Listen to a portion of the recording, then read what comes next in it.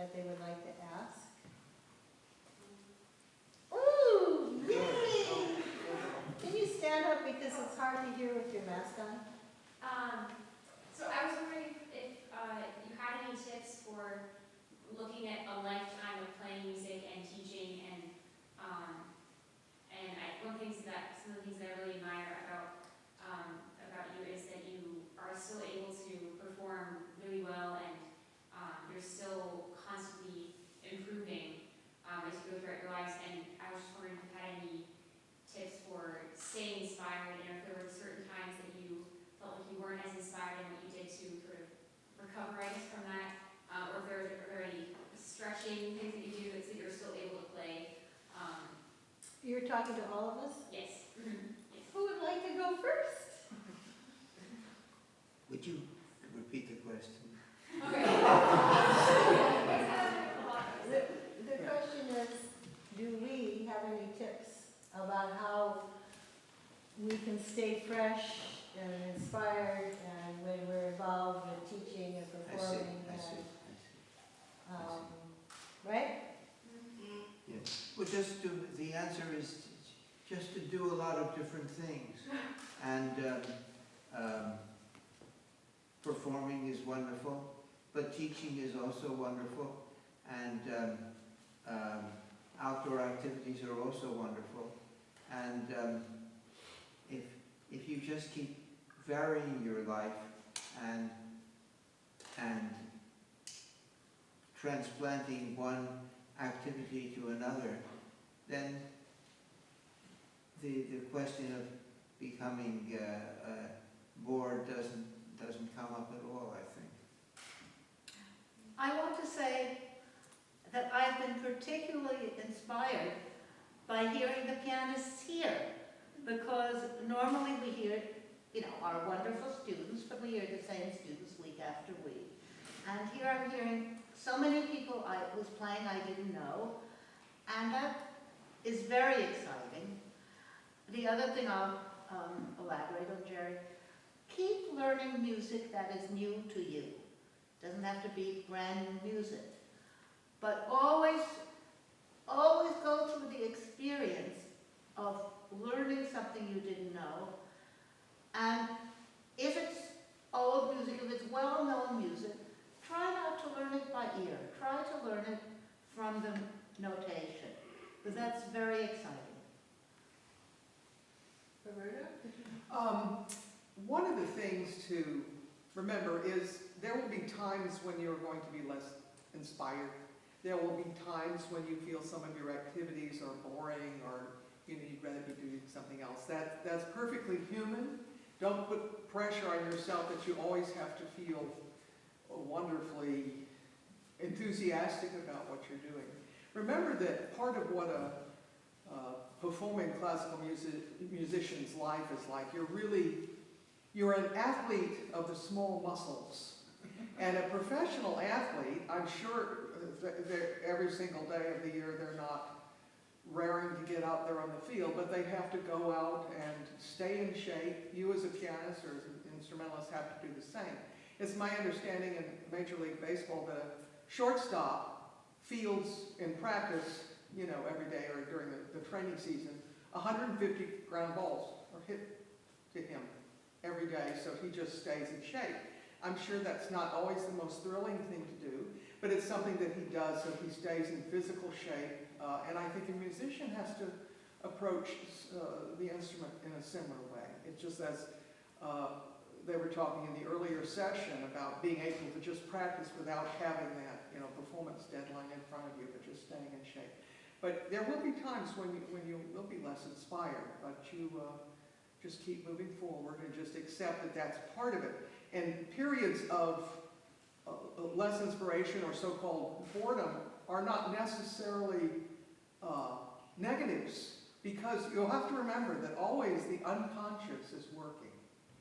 And that's a lot of what actually creates a performance at the end of the day. And you have no control over that. So that's going to keep going no matter how you feel in your conscious life. I'd like to say, that what Professor Humphrys said, and also what Dr. Ray said yesterday, one of the benefits for me is the space that I have, because I don't have to teach so much. It's not that I don't love to teach, but I don't have this built, structured schedule so much. So it's so important to be able to have time for me. I mean, I love to do yoga, I love to swim, I love to cook, I love to make up, I like to do creative writing, and I love to practice, and I love to play, and we grow our own food. And all of this stuff, takes time. But my view is, and Dr. Ray was talking about that not every day feels the same. You're not going to be inspired every day. Some days when I sit down to play, I don't sound very good. But other days I think, oh, is that me? I mean, there's a lot of fluctuation. So, don't put yourself in a mold. Every day is like an experiment. And that leaves yourself open for lots of new experiences on different levels and making discoveries and noticing things. So that, I don't remember the last time I spent a day where I didn't have a kind of aha experience of some kind. But you have to sort of open your heart and open yourself to that, and whatever happens, it's an experiment and it's a learning process. And I think that's really helpful to have a joyful and fulfilling life. Does everyone respond to the first question? There's no, we don't have to. Okay. I just want to add one thing which has to do with the pianist as athlete. That sometimes our muscles need a rest. Sometimes they need a rest when we don't want them to rest. And we have to honor this. And we have to have these periods where we don't play. They can be little periods each day, or sometimes a period of 2 months when we're beginning to get an injury and we don't want it to get worse. And this is also very important. Yes, question? So this question is inspired by Professor Humphrey's speech. So could you tell us about your practice routine? What aspects of practicing that makes you happy and what makes you frustrated when you practice? And what are some ways that you can stay creative or make your practicing creative? For you. This is for me. Oh, this is for For everyone. Oh. Well, since you inspired it, maybe I We get to kick it off. I guess I would say that that maybe the most important thing is practicing with a purpose in mind. And you don't have to practice the same way every day. In fact, you shouldn't practice always the same way every day. But for me, I think that, and I should put a caveat on this. I'm sort of a chart maker type of person. My personality is I like to be organized and sort of make plans. And maybe the first thing that I learned as a piano teacher is that nobody learns music the same way, so you shouldn't try to make everybody practice the same way because it doesn't work. But I think that you have so that you're not just going through something over and over and over and over and over. I mean, even if you're just repeating a section,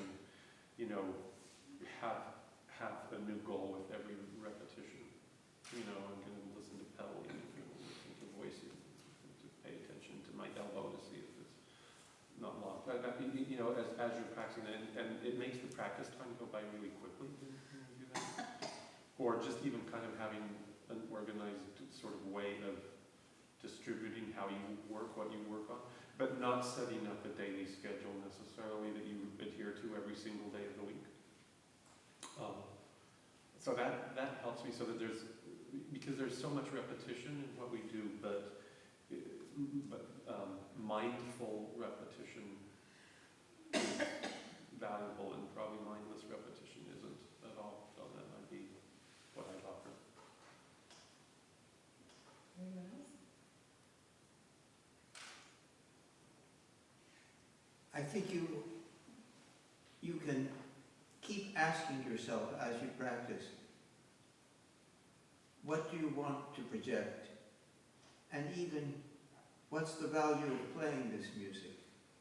We take that so much for granted, but if we play a piece from the canon,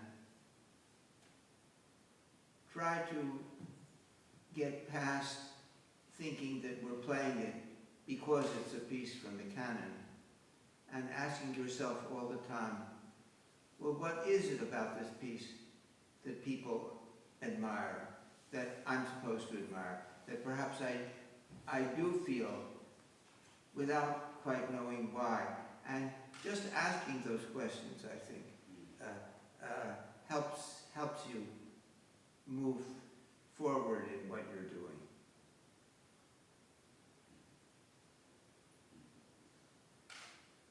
Sometimes when I wake up and I really am confused about what I should do today, I don't go to the piano, but I take a walk and I try to figure out what I'm going to practice and why.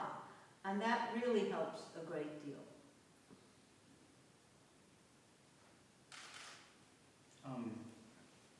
You know, I wanted to say something in conjunction with the last question and this question that occurred to me, is that our work is not really a profession as much as it is a calling. We're all called to music. We serve music. And we go to the piano with the intention of finding our best self.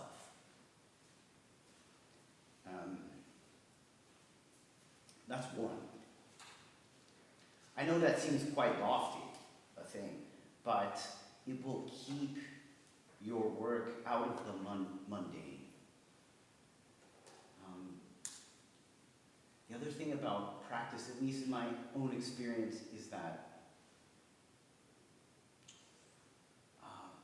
we teach ourselves all of our own mistakes. And so, as little time as you can do that, please do that. Don't sit at the instrument and teach yourself mistakes. One must be patient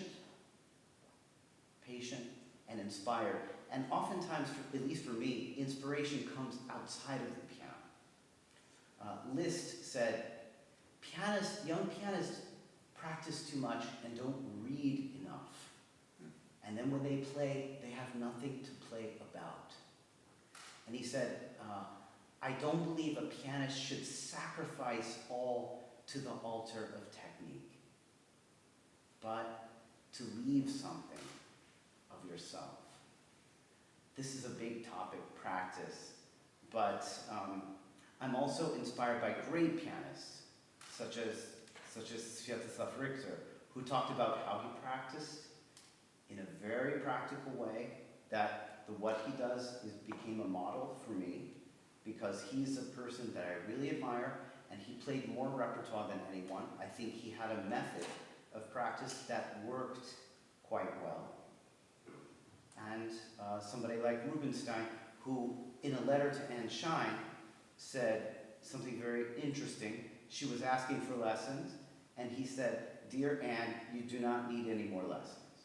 Once your fingers can work, you really don't need so much lessons." He says, "I will tell you 2 things that I do to keep my playing sharp."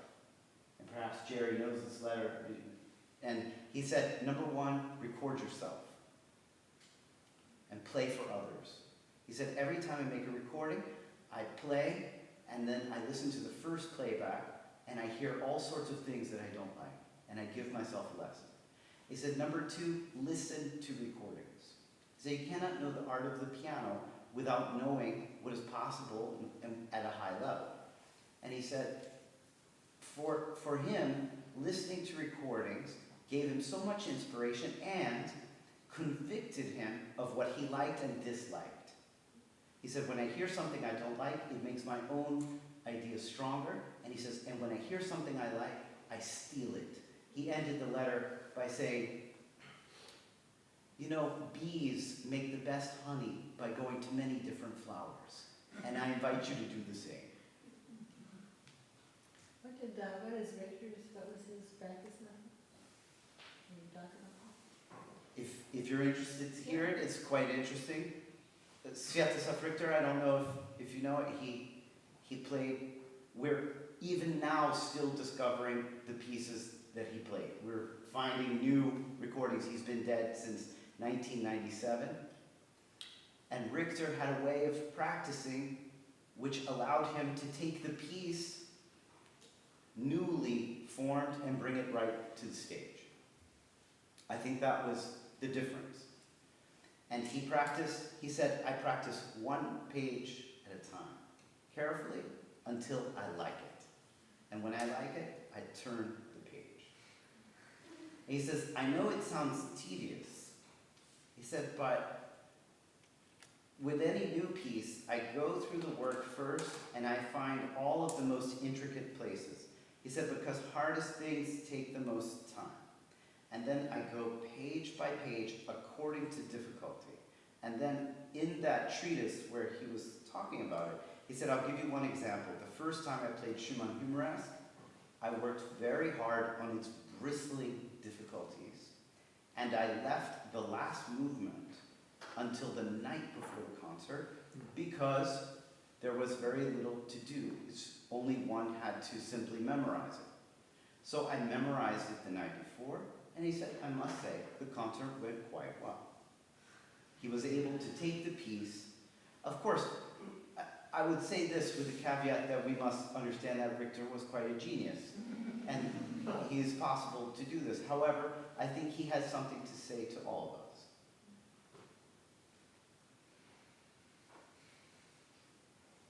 Yes. Can you stand up and take your mask off? Thank you. One thing that I've been struggling with, and especially I realized that here with. Can you just speak a little louder? It's hard to hear. Yeah, one thing that I've been struggling with and that being here has especially like sort of alerted me to is sort of escaping like the subconscious influence of, I know Professor Humpherys talks about in sort of like seeking approval, but it's not really, my goal consciously is the opposite of that, is just to do what I want. But especially here with so many lessons, like, so frequently I feel like there's so much in my mind, and that even when I'm told something that I consciously reject, I find myself sort of incorporating it into my playing, even when I consciously didn't want to. And I was just wondering how you can navigate that and sort of. Can you give yourself permission to say, gee, I don't like that after the lesson, and I'm just going to do it because I'm having this lesson, and then throw it out? Can you do that? Because I would say that you should give yourself permission to do that. So you keep what you want, don't keep what you don't want. But the other thing about that is that there might be something that somebody says to you that you don't want to keep now, and 20 years from now you could be practicing and you might say, oh yeah, maybe that's what so-and-so meant way back there 20 years ago. So what I would say to you is, I wouldn't separate so much the conscious from the subconscious from the unconscious, because it's the mind-body together. And you have everything that you are exposed to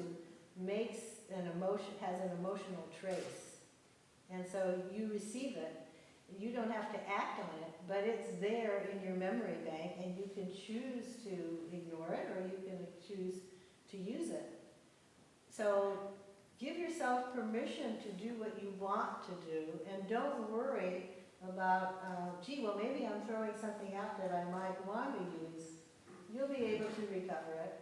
And if you don't, something else will happen and say, oh yeah, that reminds me of. So move more into your own voice and have the courage to do that. That's the goal of RPPF, to not have all of this other stuff interfere, so that you can follow your heart.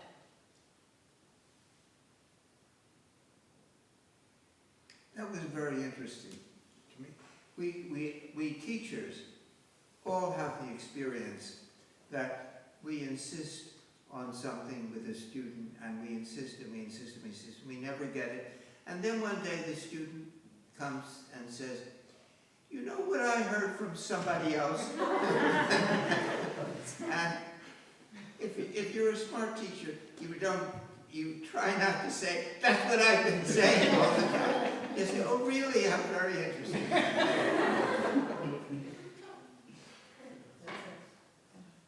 Yes? Yeah, so I'm wondering if you have some advice regarding the formation of a high-level coordination and control. Because I was very lucky because I was able to watch the Biographies competition that just happened, and on top of other, creativity, musicality, and artistry, one thing I noticed in common is how everyone has this very consistent and reliable technique and very great control, which allows them to execute whatever colors or musical ideas they want.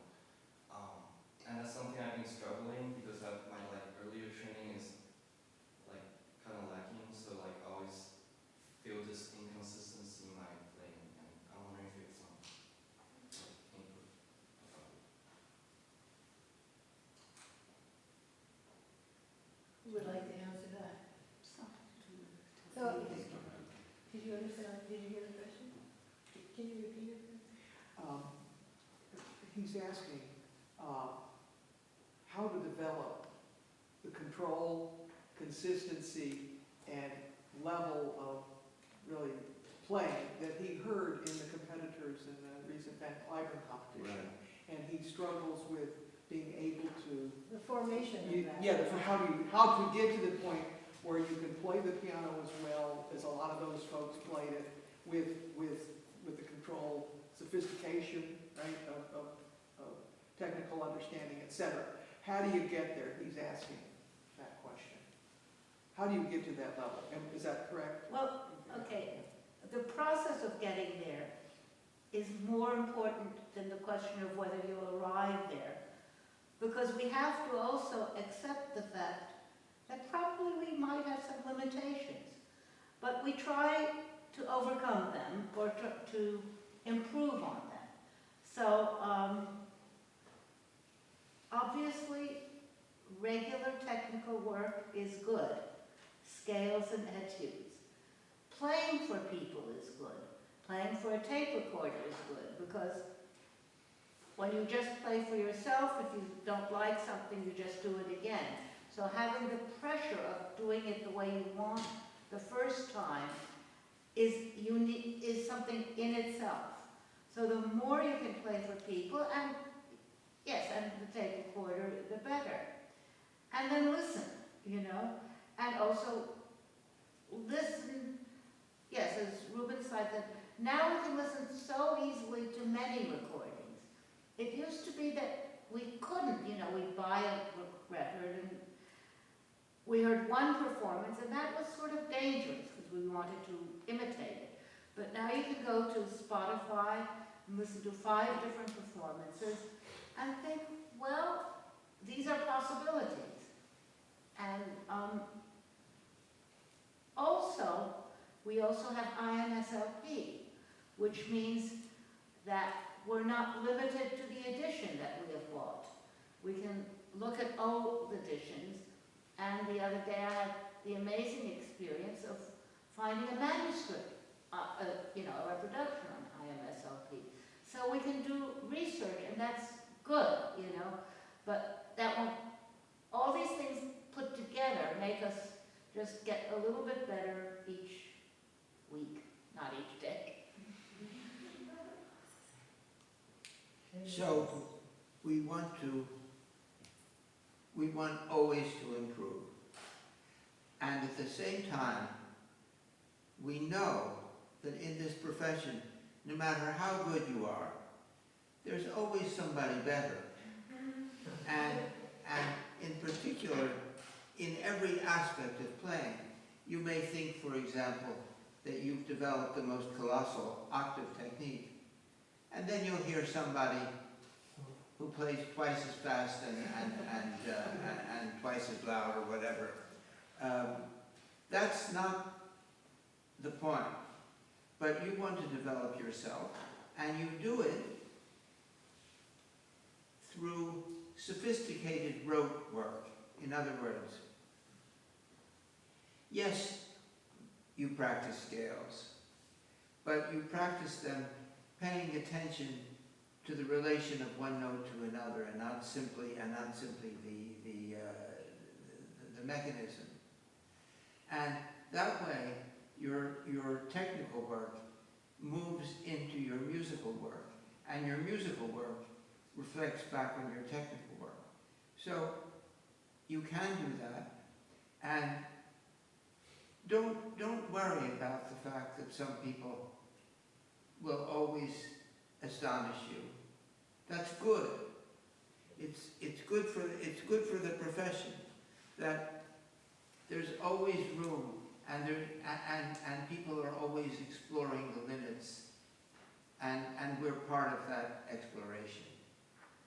You know, I'd like to ask you all, I know that many of you have in your hopes and dreams box of winning the Van Cliburn or the Chopin or some big competition, but do you have a dream of being in piano and music that doesn't include winning a major competition? Do you have that also? Is that, because not everybody is going to win, like not everybody's going to win the lottery. And a lot of people don't even train in the first place who love music and who perform a lot. You know, winning a competition is just one way of having a life in music. So I think that it's really, really important to, as Jerry was saying, to grow and not fixate on just one pathway.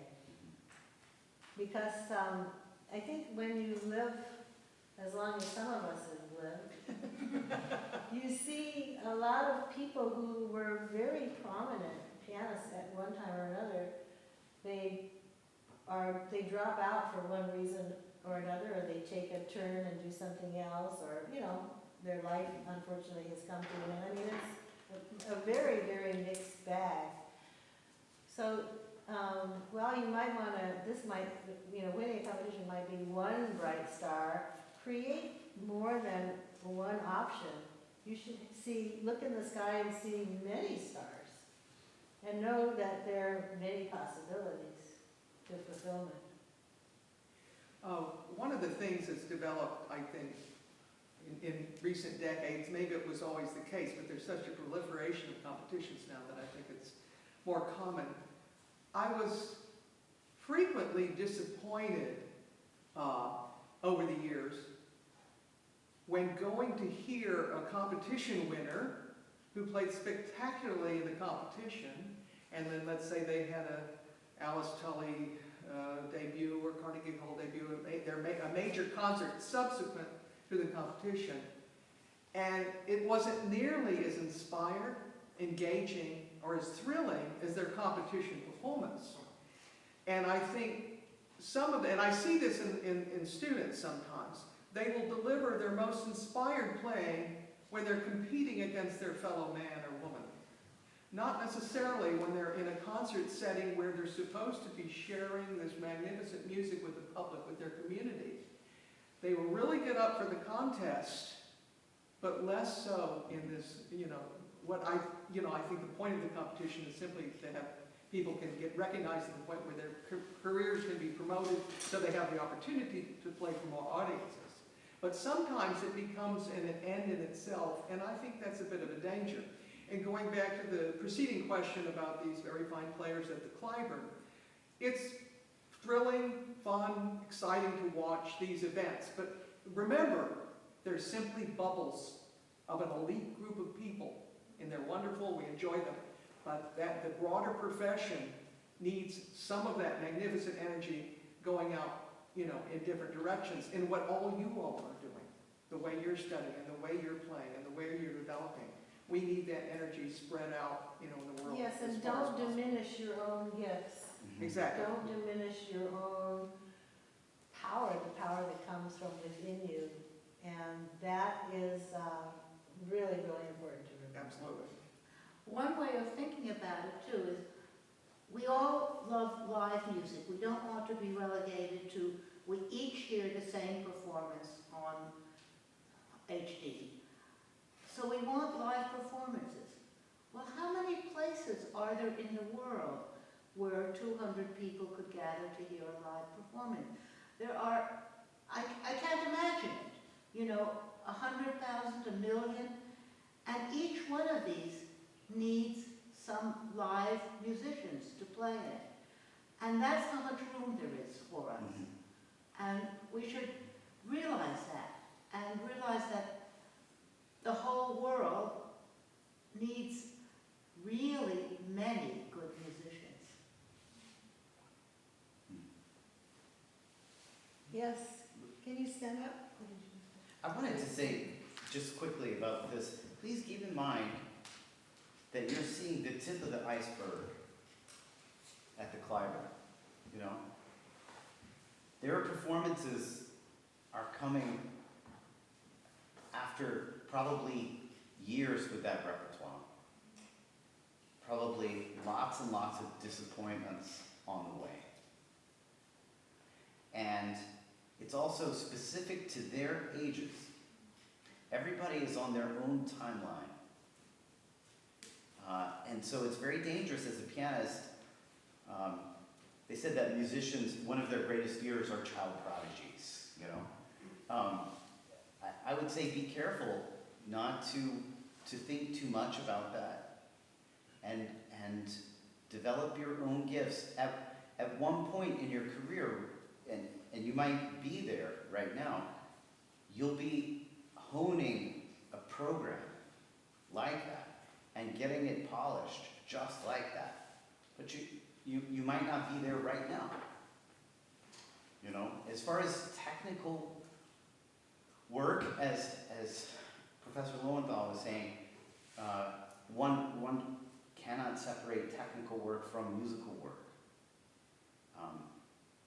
And that technique should not be about mechanics necessarily.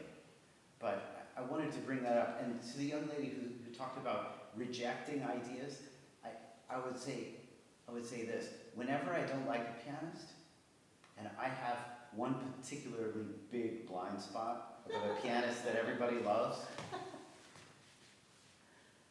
I consider it a defect in me. And so I go get every one of their recordings and I listen to them religiously, because there's something there that I am missing.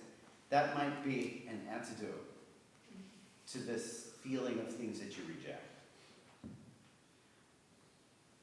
Yes, you want to stand up and take your mask off?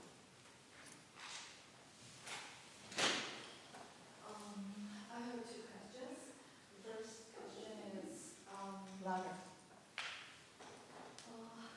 do you have any performance belief, your own belief or philosophy when you prepare to perform? That was the first question. And second is, if you have any recommendation about books for pianists, yeah, just let me know. Any philosophy or way that you get ready for performance, anything like that, or books? Do you have any recommendations for books for pianists? Books. Book, yes. Well, something that has nothing to do with music.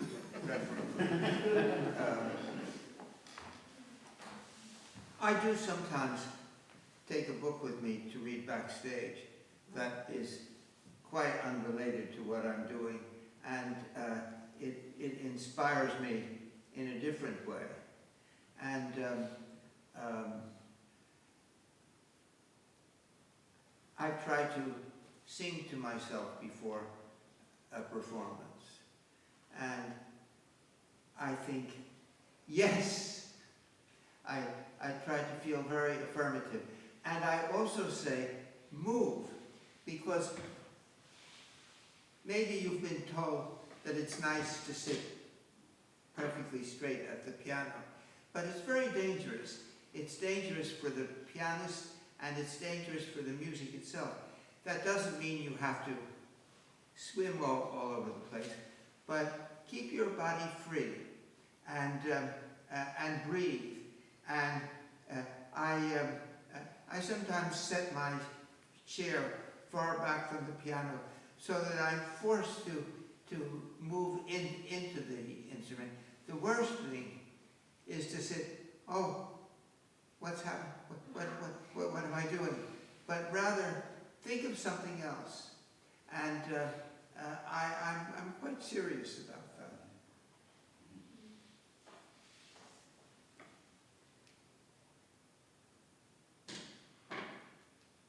I, before concerts, like to go outside and walk. I like to look at nature, I like to look at the sky.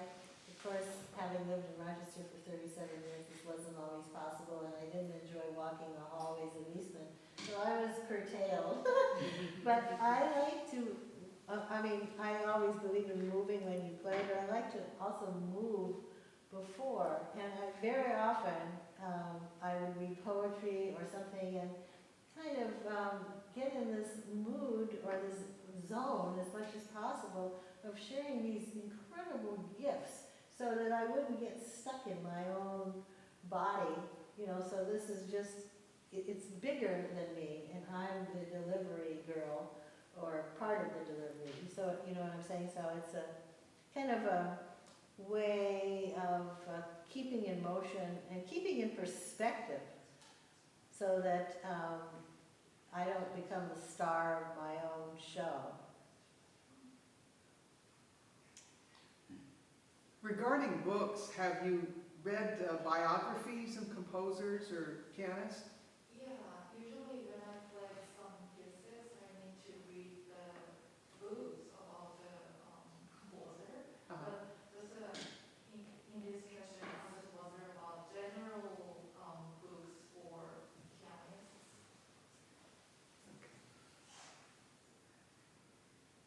You know that sometimes I've had students ask me where my imagination comes from, and the answer is absolutely books and movies.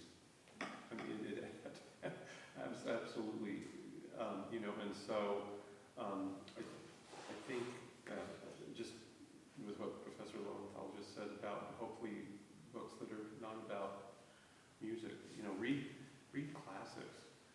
Read Dickens, or Shakespeare, or poetry, or read current books, read Toni Morrison, but read novels, because the imagination it so stimulates the imagination, and especially in this age when everything is pictorialized anyway, just the opportunity to create your own picture instead of having it created for you, I think can be a really big help with just being imaginative about everything, including music. Yes, This the isn't, two of you, either one. this isn't a question, but I just want to add on to what Professor Humpherys just said. Can you take off your mask? Yeah, during one of my lessons with him, I was playing the second movement of the Dutya Sonata, and I was playing the second movement of the Dutya Sonata, and he said, "This is just like this one part of the book Dracula, like when this shit comes in." And then I went on and I read that book, and every time I play the Then you've been in trouble ever since, haven't you? But every time I play that now, I just have like the image that he described, that whole scene of the book in my head, and I feel like it makes me just play that part of the piece completely differently. Yeah. That's the great scene where the boat shows up in London and there are no inhabitants left on the boat. That's the second movement of what? The Dutya Sonata? Did you? Yeah. I think he's talking about Dracula. One thing that's very well worth cultivating is speaking to the audience. That can be very useful, and it helps in a situation like this to project your voice. If audiences really like to be heard, to hear something, and you can say something amusing, something poetic, something illuminating, and it helps the performance, and it helps the way it's perceived. It also helps you if you use it, because you move from the experience directly into the playing, and you don't have to worry about what you're doing. Did you have, yes, stand up. Yes, so I also had a question related to the performance. So I found out that in my own experiences, no matter what kind of performance situation I'm facing, from performing a lesson to an audition for schools, I always have certain levels of nervousness that does not only reflect on a mental way, but also affect my body physically, such as having cold hands and tight muscles in my forearms. So my question would be, I think all the professors on the stage are great performers. Well, have you experienced this kind of physically negative symptoms before a concert? And if you do, how do you overcome or correspond with this? Deep breathing is good. Just taking a lot of deep breaths backstage. I tried. Do you do any yoga breathing? No. Do you know what that is? No. I'll show you some yoga breathing exercises. Ria, you also probably, because that calms you down, and also it'll help warm your hands and your feet. But you still are going to be nervous. I mean, I think the first thing to say is that I used to think when I was younger, and I don't know what I think now because, well, I'm not thinking about it as I get older, but I used to think that if somebody didn't acknowledge the fact that they were nervous, some people would get butterflies, some people would go out, and George Shubbuck, my teacher, he used to get nervous, but he would say, well, I go out and I buy shoes. One day I saw he must have had 300 shoes in his house. There's no way. And that's how I deal with it. Some people eat steak. Ruggiero Ricci, I just couldn't believe how much pasta he ate before he played. I mean, everybody's different, but I used to think that if somebody didn't say that they were nervous, they were just lying. Even if they didn't feel it. There's some, because you care, so there is some change. And so the question is, there are different techniques to deal with, sort of helping, yes, so you don't injure yourself. So we can help you with some of that. I mean, I can show you what I do, and everybody must have their own routine, depending upon, you don't get the same level of nervous for every concert. No. Yeah, it's very. I mean, it's so interesting to me because sometimes I'm really, it's a program I play a lot, and then suddenly, right before, I'm nervous. I don't know why. I mean, it depends. It just depends. And so I always say to myself, I say two things. One is, well, basically, do you like adventure? I like adventure, so I'm hooked. The other thing is, do you think that you're going to die? No, I don't think so. So you just have the adventure. You don't know how it's going to go. There's just no way, no guarantee. Usually, physiologically, one of the things that causes shaking is the temperature goes down a little bit. And I have a kind of a hysterical story about, it wasn't about me, it was a good friend. He was playing Brahms D minor in Maine in the wintertime. And the power had gone out in much of the city. But the concert was going to happen, and they just turned on the power, but the heat wasn't working yet. and have just incredibly cold hands, just freezingly cold hands. And so came up with this idea that there was a cafe across the street, but there wasn't heat in the building. And so we sent the usher across the street to get a baked potato and a cup of tea, not to eat, to hold. And so they held all of this and had warm hands, and they were set to go, and they walked out on stage and bowed, and they sat down, and there was a 7-minute tootie, and by the time they started, they were freezing cold again. It did no good whatsoever.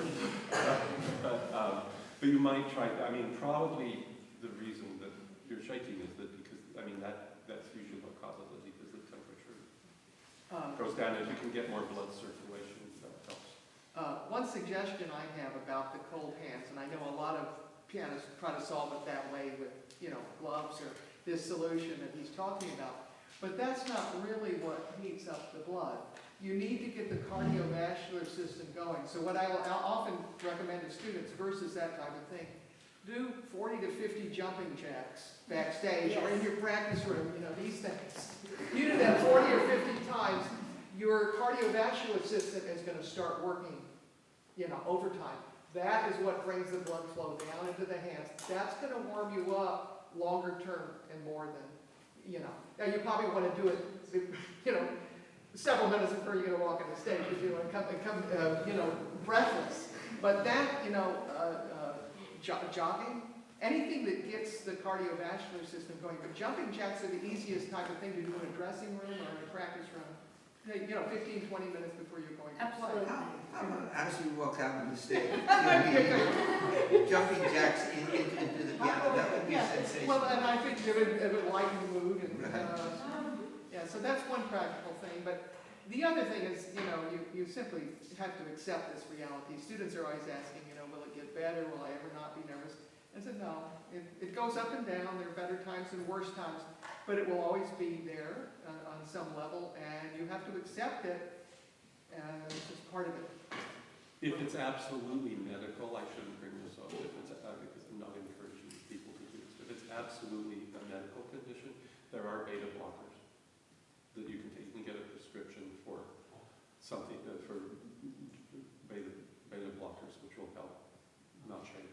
Well, it changes. Because, some people, for example, there are people in my family who have a tremor. It's an inheritance thing. So you can't, if it's something that's beyond this, not just nerves. I wouldn't do that unless you have a doctor. I find that a tremor in my foot is very helpful for pedaling. Well, tremolos. Yeah. But terrible for an iPad. Anybody else? Those pages turn. I'll say one other thing, is that if the difficulty is not reaching your potential, it's not just cold hands, right? Yeah, also muscles. You're feeling nervous over these performances, because you play Tannhäuser, for me. Anybody who can sit down and play Tannhäuser can play the piano, I think one has to recognize, too, the fact, I bring Rubinstein with me everywhere that I go. Even though I didn't know him as Professor Lowenthal does. I'll tell you one thing Rubinstein said. He said, I've been playing the piano for 80 years in public. And he said, the first 10 concerts of every season are bad because I'm not used to the hall. I'm not used to the stage. And I asked myself, wow, how many concerts do I need to feel comfortable if Rubinstein doesn't feel comfortable? And so part of it is, if you're playing a recital for the first time, it's going to be bad. And it's even worse after a 2-year pandemic. Oh, definitely. Your teacher, Capel, he said, I don't know what I'm doing, but one thing I know about every recital I play, the first piece is always bad. And he complained about this constantly. So part of being a pianist is acknowledging that we're dealing with this too, and you just have to play. You have to play as much as possible. And you know, we keep wanting to do our best, and we never do our very best. And that shouldn't discourage us from trying again, because that's sort of that's the human condition. And it's okay. It's okay because it's fun to keep trying to do one's best. And, you know, if we actually did our best, we might be dead. There is something to remember about audiences, which is that they're not listening with the same intensity that we're listening. So you may feel that life isn't worth living because you missed a run. But most of your audience didn't notice.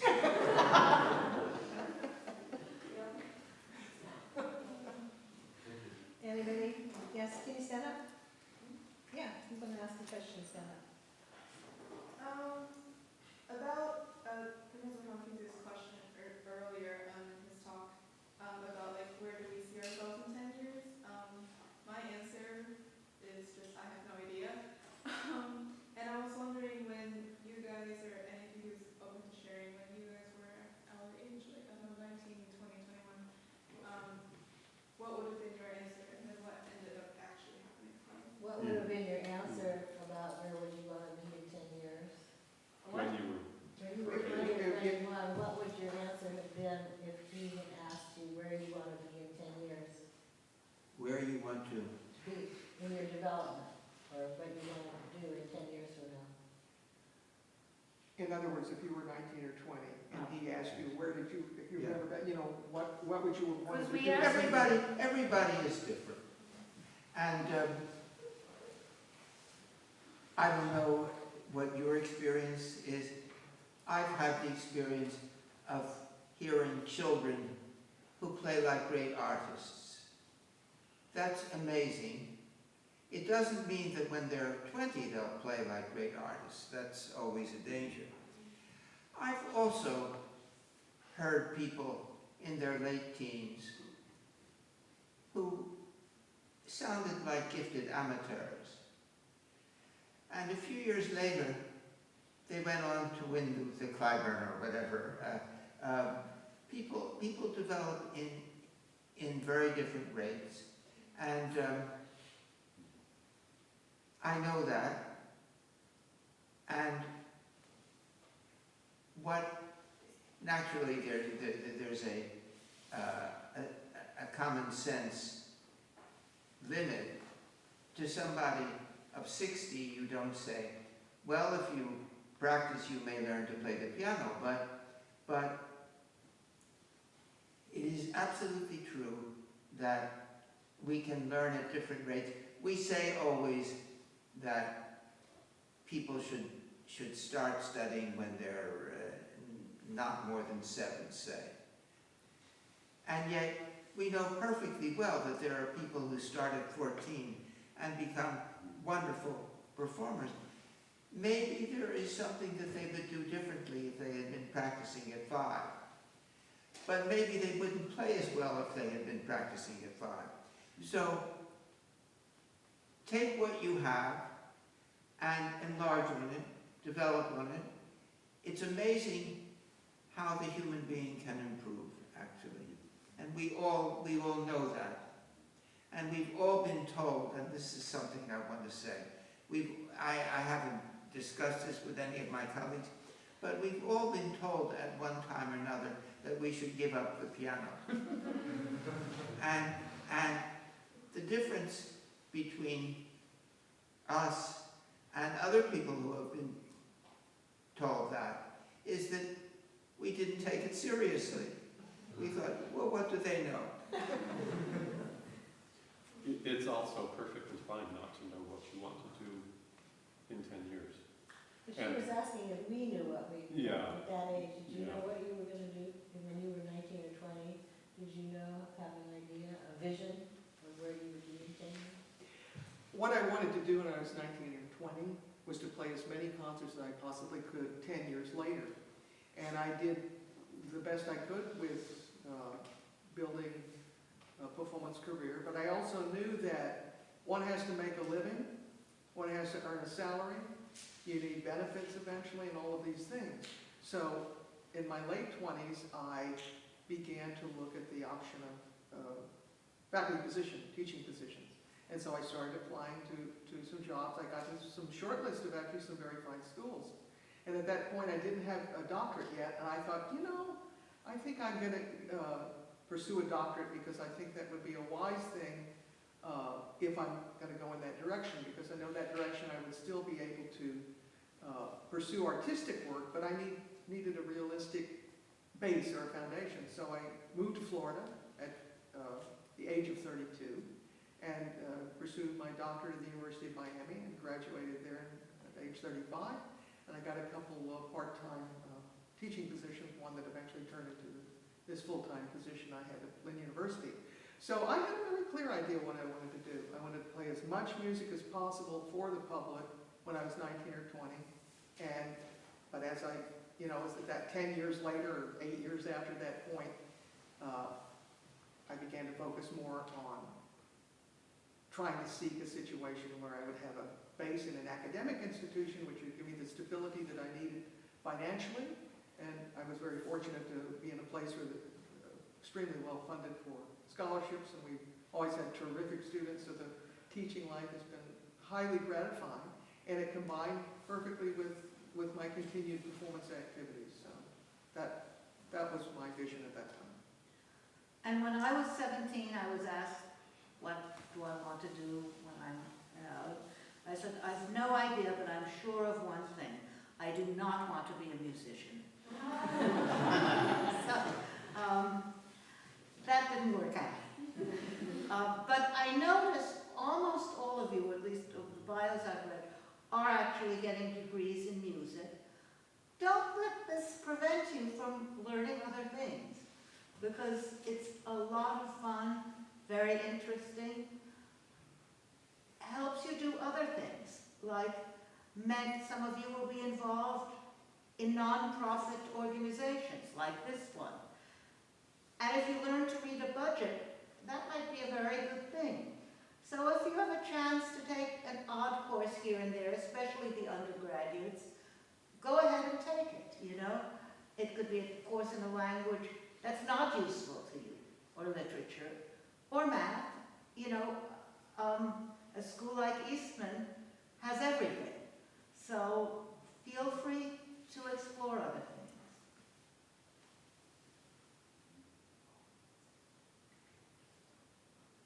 When I was a kid, before I started playing the piano, I started at nearly 10 to play the piano. My hobby before that was beating up kids who played the piano.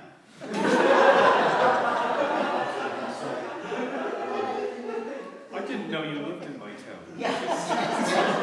Right.